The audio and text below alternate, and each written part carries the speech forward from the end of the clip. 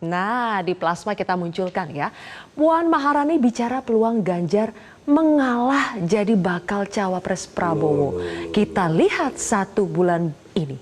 Ini sudah nggak bahaya tak, Bang Eriko? Yes. Why?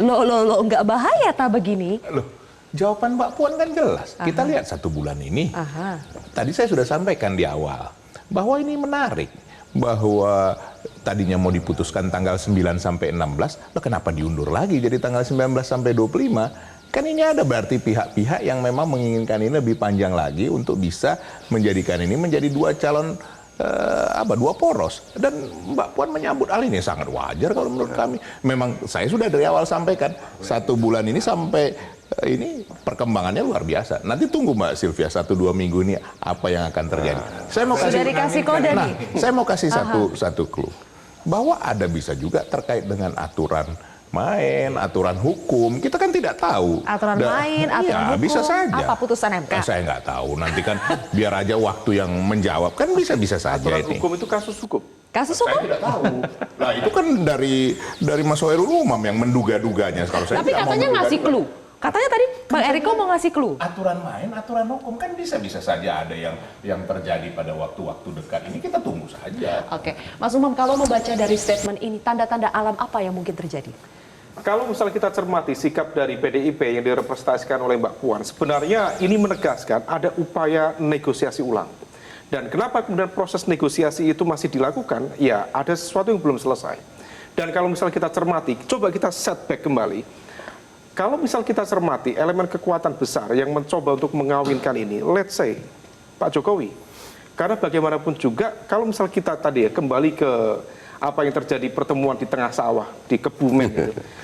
Yang kalau itu direpresentasikan, keinginan PDIP harusnya narasi yang terbangun waktu itu adalah Ganjar Prabowo. Fakta menegaskan, let's say kita kembali ke social network analysis, yang menguat waktu itu adalah Prabowo Ganjar.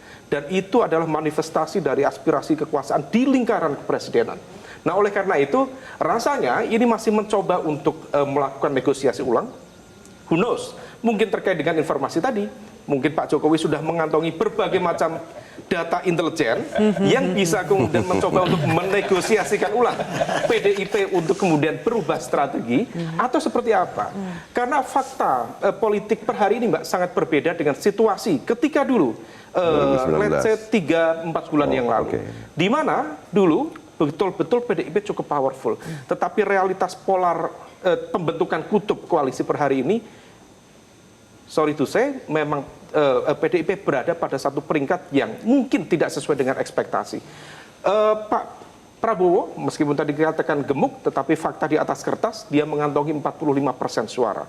Kemudian diikuti koalisi perubahan, Anies Muhaimin dengan kekuatan sekitar 29% suara. Kemudian PDIP dengan P3 25% suara.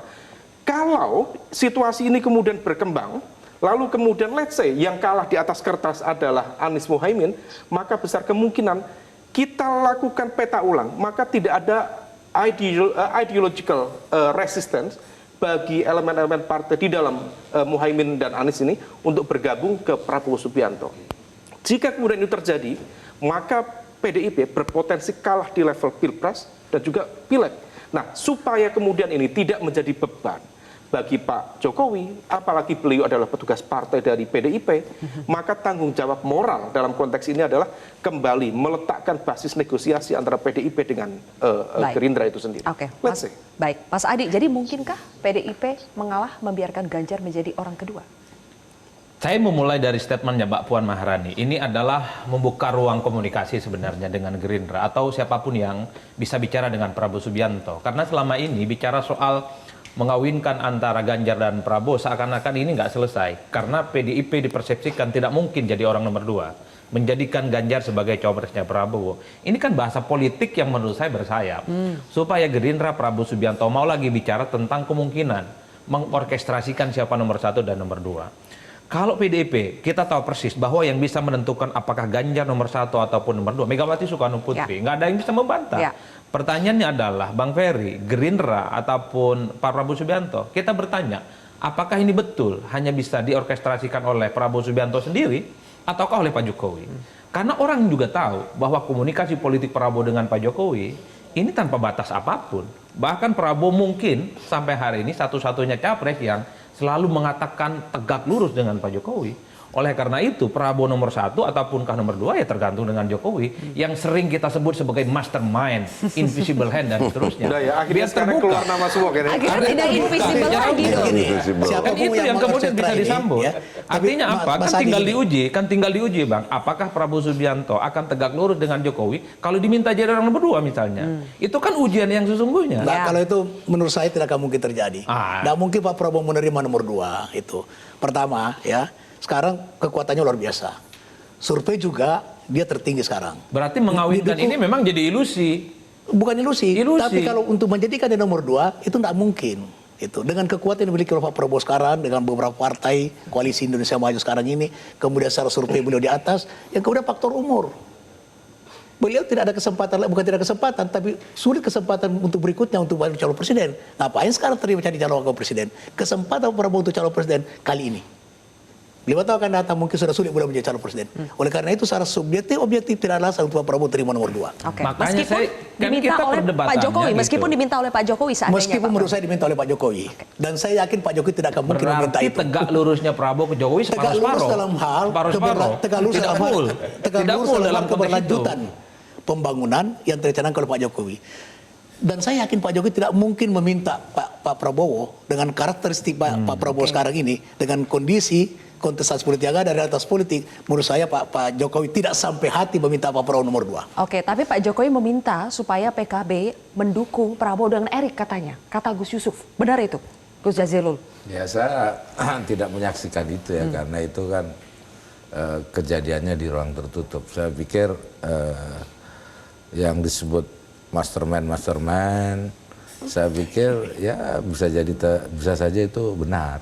Tapi saya nggak ingin mengomentari itu. Biarlah apa yang sudah terjadi kita anggap sebagai bagian yang kita harus evaluasi dan pelajari. Nah hari ini kita fokus untuk memenangkan Amin. Dan alhamdulillah di setiap masjid semua mengaminkan. Alhamdulillah hampir semua masjid.